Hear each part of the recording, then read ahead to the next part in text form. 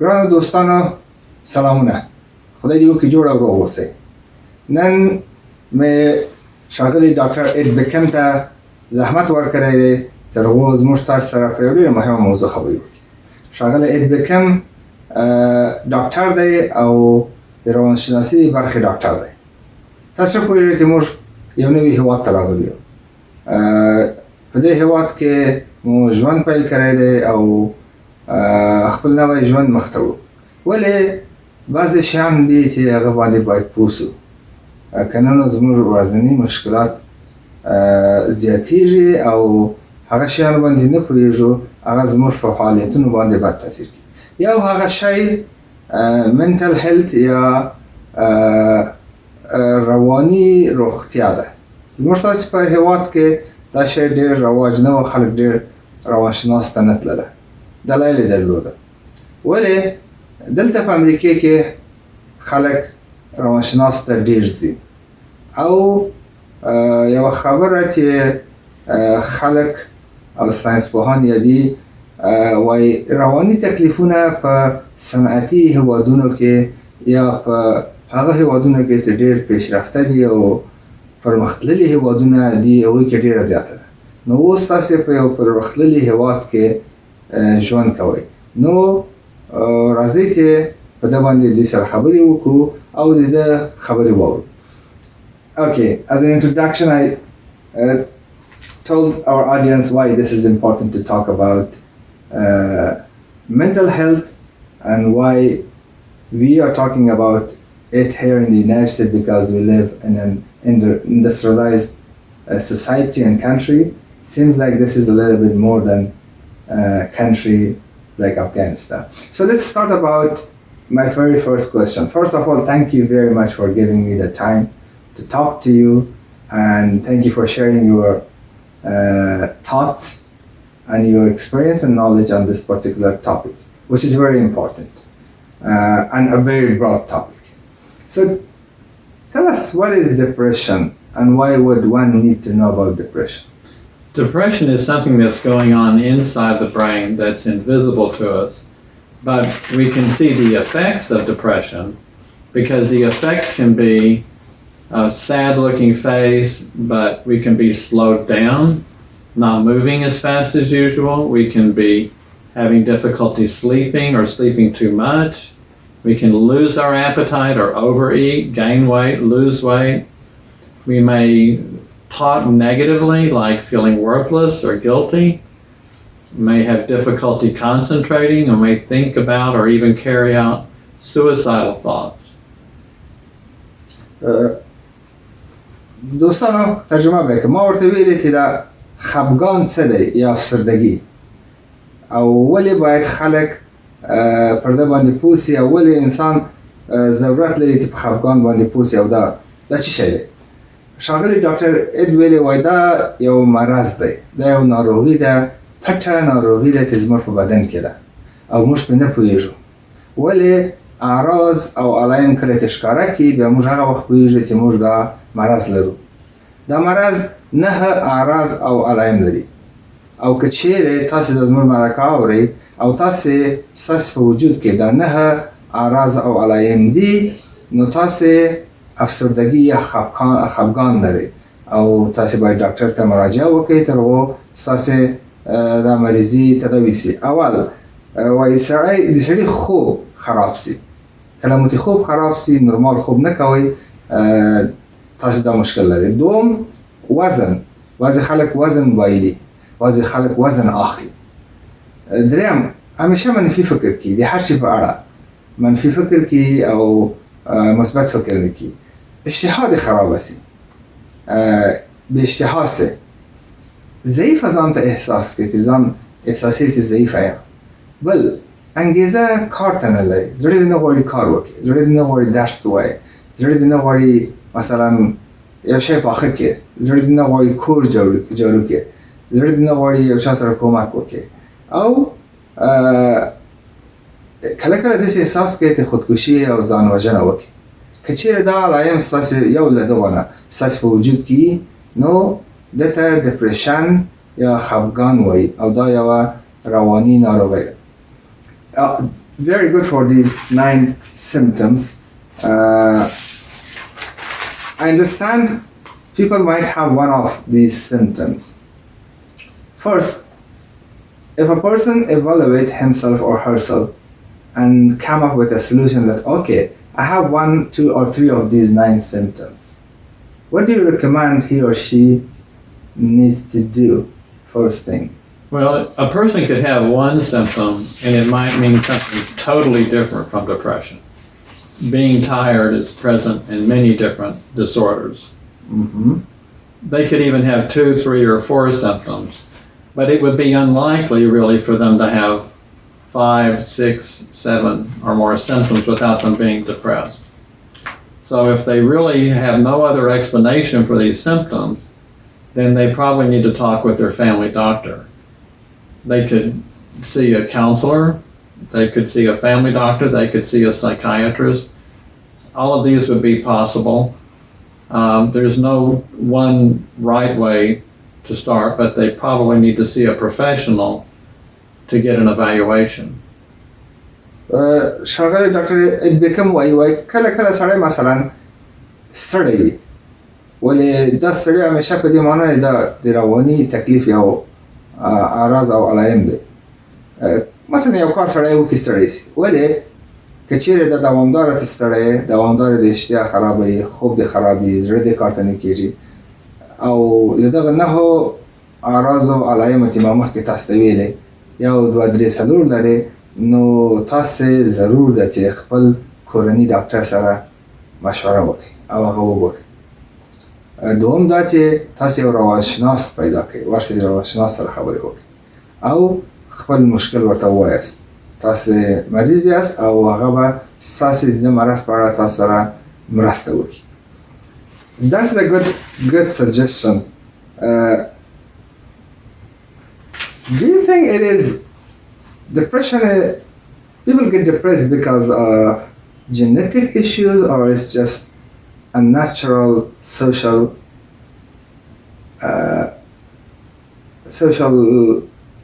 thing as well?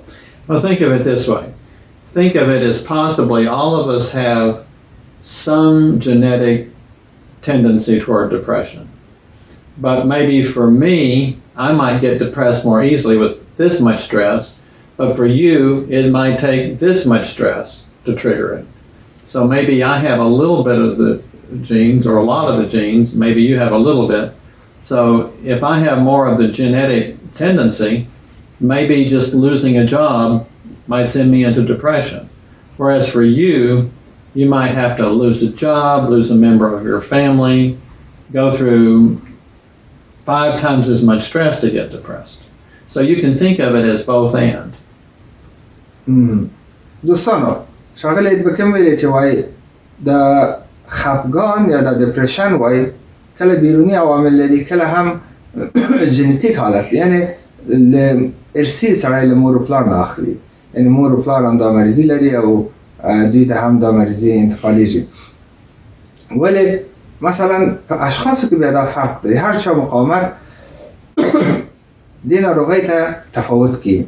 مثلا وایي زه شاید که چیرې یو واقعه وسي، مثلا وظیفه له لاسه ورکړم او یا هم د کور یو غړی مې له منځه ولاړ سي، زه شاید ډېر خفګان وکړم، ولې یو بل نفر شاید لږ خفګان وکړي.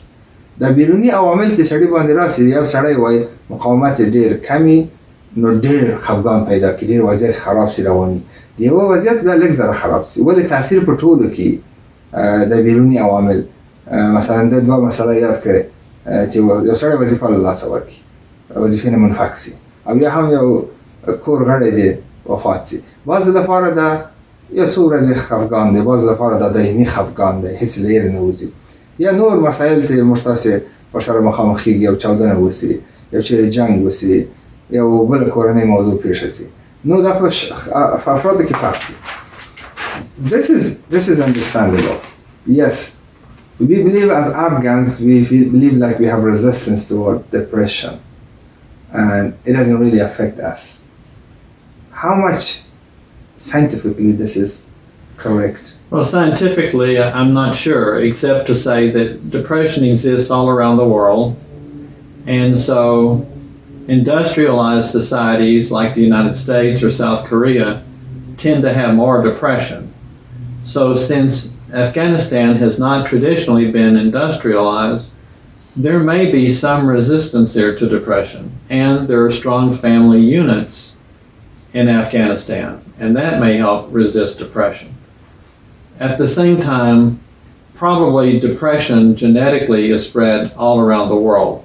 So we're more alike than we are different. ښاغلی ایډبکم ډاکټر ایډبکم ویلي چې وایي خفګان یا ډپریشن په ټولو یو رقم اثر کوي.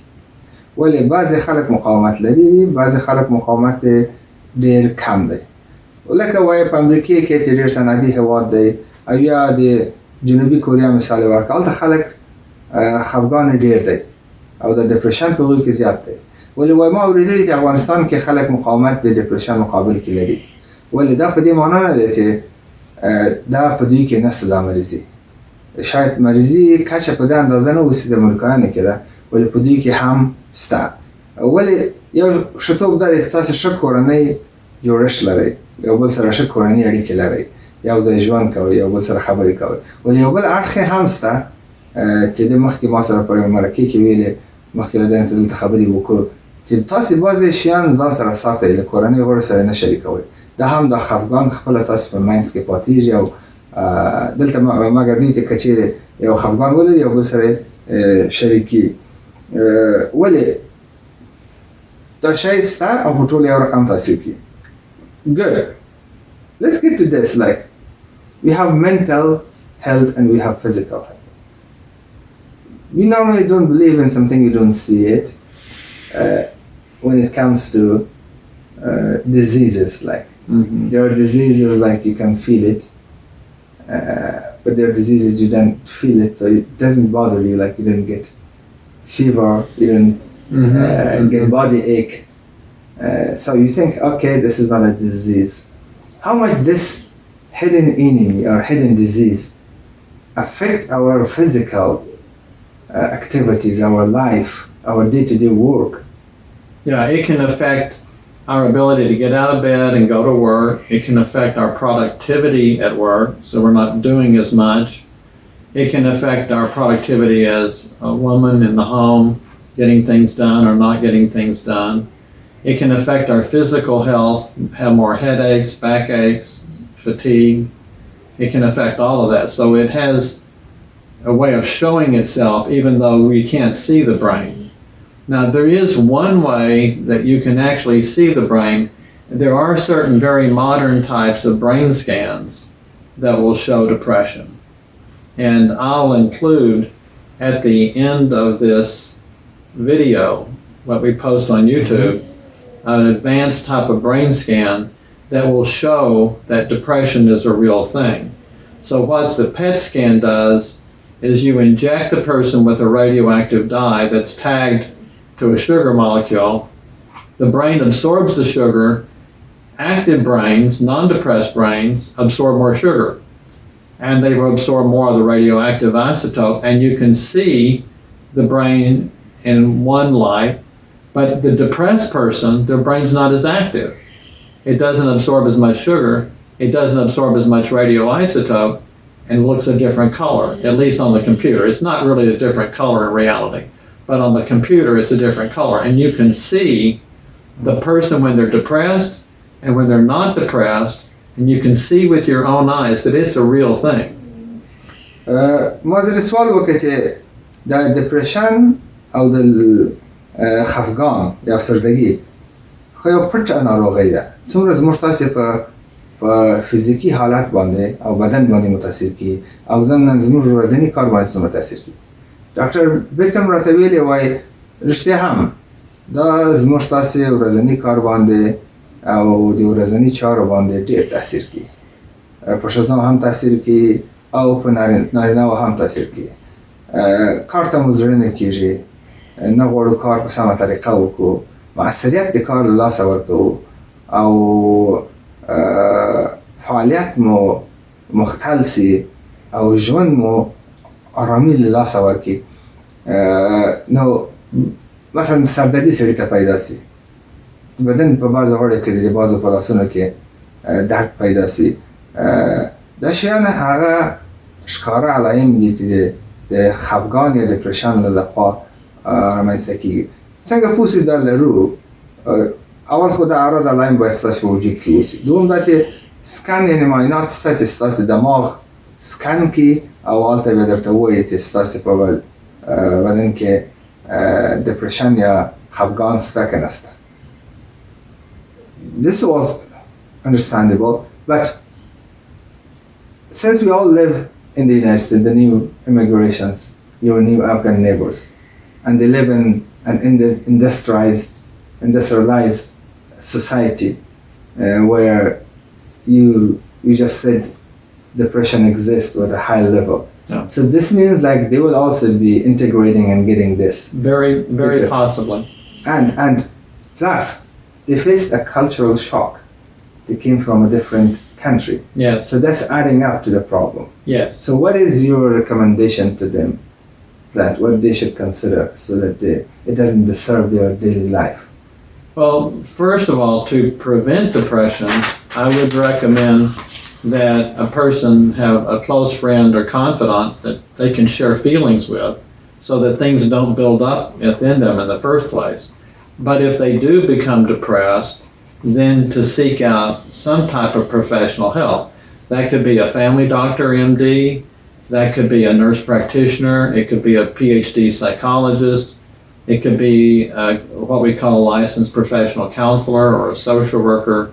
These are all professionals who would be able to do the evaluation. سوال مې ځینې دا وکړ چې تا مخکې تشریح راکړه زموږ وطن کې افغانستان کې دا شی یو څه کم دی، په صنعتي هیوادونو کې دا شی ډېر دی. نو اوس خو دا ستاسې نوي همسایګان افغانان دلته تاسو چې اوس ژوند کوي، دوی له خپل هیواده دلته راغله، نو دوی به دا شی تجربه کوي، په دې خاطر اوس دوی په امریکا کې ژوند کوي، او دا چې دوی له یو متفاوته فرهنګ نه دلته راغلي دي او دا هم یو غټ فرهنګي شوق و دوی ته، هر شی دلته تفاوت کوي. نو تاسو نظر څه دی؟ دی ویلې اول خو زما مشوره دا ده چې تاسو څه شی په زړه کې لرئ او خفګان لرئ، دا له خلکو سره شریک کړئ. خلک مې هدف دا دی چې یو بااعتماده دوست پیدا کړئ، یو څوک چې اعتماد پرې کړي، خپل زړه شیان ورسره شریک کړي، یعنی خپل احساسات، خپل خفګان ورسره شریک کړي، په زړه کې پاتې نه شي. یعنی که چیرې په زړه کې دې پاتې شي، همداسې زیاتېږي او ورځ دا حالت انفجار کوي، نو دا شی له هغه سره شریک کړئ او خپل بااعتماده دوست سره. که چیرې دا خفګان دې زیات و او علایم پکښې وه، په دې شي دې شریک دې کړې جوړ نه سوې، نو ته زما مشوره دا ده چې یو روانشناس سره، یو مسلکي شخص سره وګوره، هغه سره کښېنه، خپل مشکل ورته ووایه، دا شی شته او موجود دی په تاسو کې او د دې د حل لاره ولټوئ. Okay, as a conclusion, to wrap up the interview, is there anything you would like to add, and what we as your new community members need to know about this? If a depression is mild, just a few symptoms, it can very often respond to counseling by itself. If a depression is severe, like 9 out of 9 symptoms or 7 out of 9 symptoms, it's more likely to need medication. Once the medication starts to take effect, it can still be useful to seek out a counselor to work through the problems. But as a rough rule of thumb, if you think of some depressions as more biological and more in need of medication, some as more psychological and responding better to counseling. But even the severe ones may eventually benefit from some counseling once the symptoms are under control. Mm-hmm. And it's definitely affecting the family relationship as well. And it affects the families. One thing to know about antidepressants is they're generally safe, but people have a tendency to want to take them just when they feel depressed. That doesn't work. The antidepressants have to be taken every day. You can't just medicate yourself on the days that you're feeling down.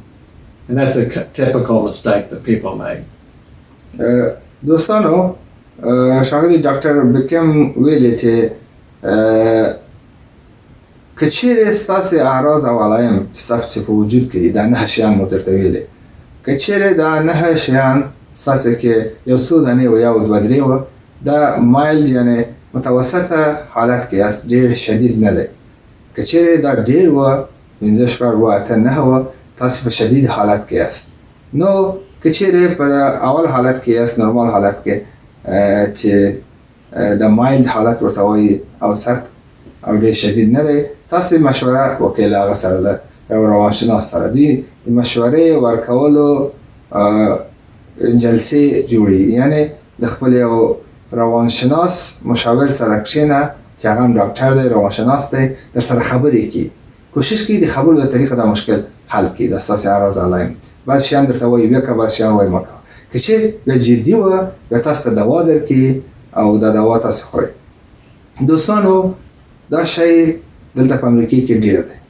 تاسې له هغه خلکو سره چې مخکې راغلي خبرې وکړئ هغوی همیشه وایي چې امریکا د سترس او د خفګان ډپریشن هیواد دی دلته چې ژوند وکړې ته خامخا که وغواړې که ونه غواړې ته خفګان پیدا کوې که چیرې مخکې روغ اوسې جوړ اوسې دلته چې ژوند وکړې دا شی پیدا کوې دا عام دی نو د دا شی مخنیوی هم باید وکړو دا باید ډاکټر ته ورسره وګورو نو ځان سره کښېنئ کله چې دا زما ویډیو تاسې واورېدله خپل کورنۍ غړي سره وګورئ چې داسې شیان ستاسې کې څومره شته او بیا خپل ډاکټر وګورئ زما مشوره داسې ته دا ده چې دا شی جدي ونیسئ لکه خپل د صحت نور برخې جدي نیسئ دا هم جدي ونیسئ دا هم یو جدي مهلک وژونکی او ډېر خراب او پټ مرض دی دا ستاسې د کورنۍ جوړښت باندې تاثیر کوي دا ستاسې په اجتماعي روابطو تاثیر کوي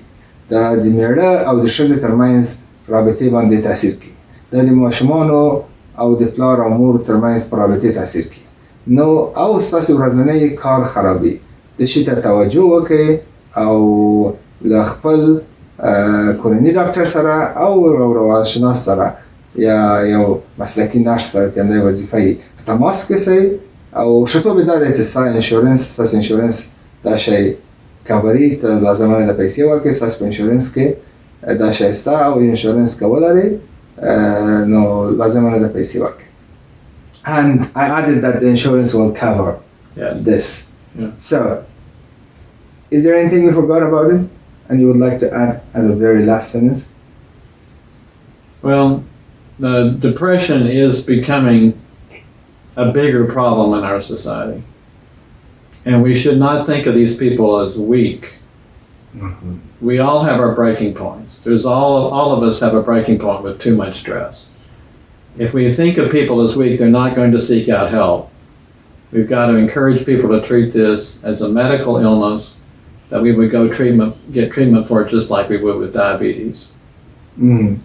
آخری جمله په صفت همدومره درته وایي چې خفګان په امریکې کې په یو ستر مشکل بدلیدونکی دی یعنی یو ستر مشکل دی او ستر ستونزه دی او غټه جدي رواني ناروغي ده دته توجه وکړئ او که لازمه یې دوا واخلئ او خپل ځان غم وخورئ دا په دې هېواد کې شته او خوشبختانه د دې ناروغۍ د تداوي لپاره هم مسلکي کسان شته نو هیله ده دې ته توجه وکړئ او تر بیا مو په خدای سپارم او ښه وخت درته غواړم.